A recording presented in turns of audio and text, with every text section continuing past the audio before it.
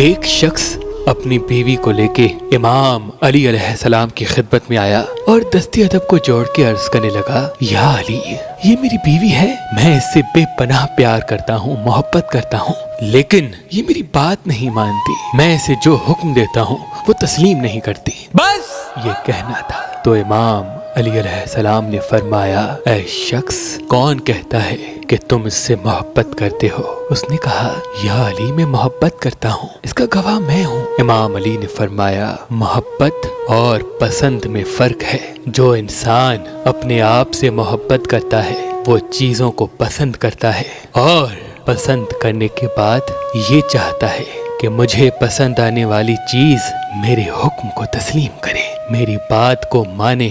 لیکن جہاں محبت ہوتی ہے، عشق ہوتا ہے، پیار ہوتا ہے، وہاں انسان اپنی مرضی کو پست اور اپنے وجود کو خم کر دیتا ہے۔ اے شخص، یاد رکھنا، محبت کی سب سے عظیم دلیل سجدہ ہے۔ جھکنے کو محبت کہتے ہیں۔ خود کو فنا کر کے اپنے محبوب کی رضا تسلیم کرنے کو محبت کہتے ہیں۔ اپنی خوشی کو قربان کر کے اس کی خوشی میں خوش ہونے کو محبت کہتے ہیں۔ شیطان اللہ کو پسند کرتا تھا لیکن اللہ سے محبت نہیں کرتا تھا۔ جہاں محبت ہوتی ہے وہاں سوال نہیں ہوتے، وہاں شکوے نہیں ہوتے۔ جب اللہ نے کہا کہ آدم کو سجدہ کرو، تمام فرشتوں کو اللہ سے محبت تھی، بس اللہ کے حکم کے نزدیک اپنے آپ کو خم کر دیا، لیکن شیطان سوال کر بیٹھا، اور یہیں سے محبت اور پسند کا فرق واضح ہو گیا۔